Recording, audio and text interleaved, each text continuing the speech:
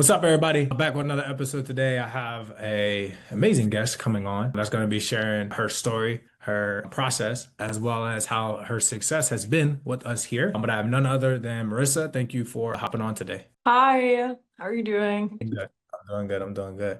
All right, so let's hop right into it. I actually don't know this. Can you walk us through like what got you into the life insurance space in general? A little backstory of how you got into the life insurance space. Absolutely. So, how I got into life insurance was I was a server and I was kind of just, I was making pretty good money for my age, the amount of hours I was working. And honestly, like, I just wanted more. I just wanted to be making more money. And I started like digging on Instagram and I kind of couldn't find anything. And it was just everyone selling a course and everything like that. So I decided to swipe up on someone's story that was like, DM me for an opportunity. Swiped up on that person's story, and then I didn't know what I was getting myself into, but took the test and been here since. And that was about a little over a year ago now. Okay, cool, cool, cool, cool. Actually didn't know that. All right, so fast forward a little bit, and I want to get back to what you did before because I feel like it does suit you, but we'll see how it ties in with your script. Okay. So tell us about your first 30 days in the life insurance space. Was it easy? Was it tough? Did you get your teeth kicked in? Yeah, so honestly, my first 30 days kind of sucked. The reason why, though, I kind of reflected on it now, like now being a little bit longer into the business, is that I was looking for quick money. Like, I wanted to make quick money so bad, and I was just wanting to replace the serving at the time so badly.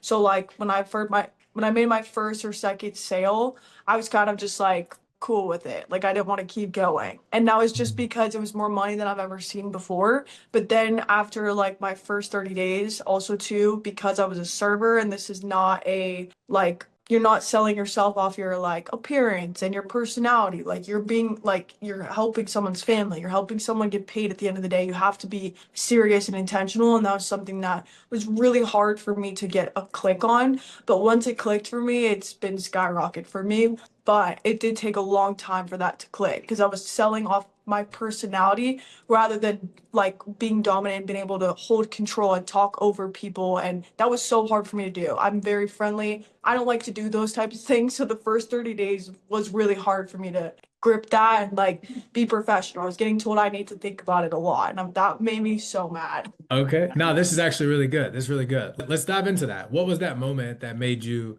like shift? Was it just a whole bunch of like, yo, I'm tired of getting this? Did you speak to somebody? Like what was that moment that you switched and went directly into like, I'm just gonna take control? Yeah. So honestly, I was just getting so mad. I'm very competitive and I was just getting almost like pissed. Like it made me like infuriated that like other people next to me were reading the same script, dialing the same leads, doing the same exact things that I was and I wasn't selling. And I was getting it just made me so mad to the point where I was like, all right, this is it. Like I'm gonna sit here and I'm already doing all the work. I'm dialing. I need to figure out what these top producers are doing and figure that out and implement it into my own story because clearly something's not right.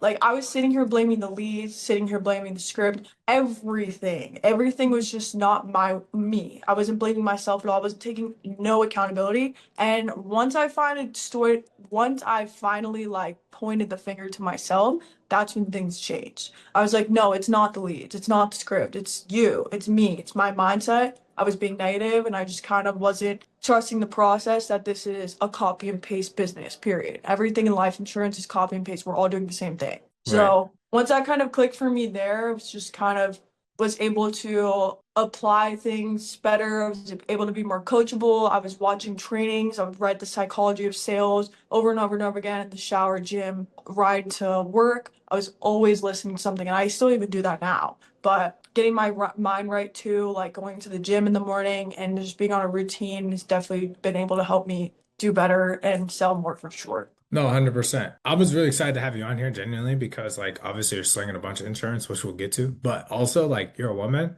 And I hear a lot from women that want to sell veterans. They're like, oh, well, like they're not going to listen to me and I'm not like an authority frame. Like if I'm an agent who's complaining about that, like what do you say to them? So honestly, that was my problem too in the beginning. That's why the first like probably 90 days I really wasn't selling that much, to be honest. And the reason why was because I was to being too friendly, which happens to girls. You kind of just want to sell off personality. But the way that shifted for me and how things have like really transformed for me was holding control of the conversation.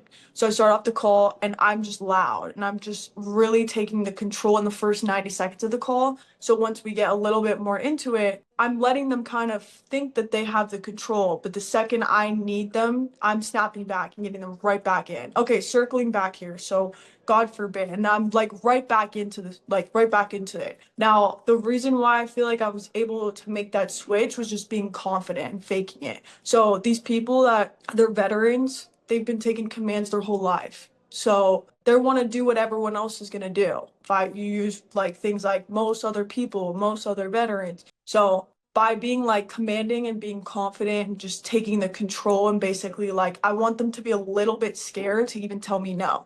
Because then I'd get in front of those I need to think about or I need to talk to my wife. Okay, well, didn't you just tell me that you're the breadwinner? So why do you need to talk to your wife? You need this, you want it, we're buying it. So we're gonna go ahead and get this taken care of. Like just not being scared to like be straightforward. These people just want you to be straightforward, and I feel like I was just beating around the bush for so long, and I just stopped doing that. And I feel like it's they like me more now. Yeah, no, no. I mean, honestly, like I think that's the key. A lot of times, especially with veterans in general, it's just like taking control of the call. And I think it's pretty dope. I feel like if you can control the call like you do as a woman, I feel like you'll probably close more because they Yeah. respect you a whole lot more. They're like, oh, snap, like, she's on it, she knows what she's saying, etc.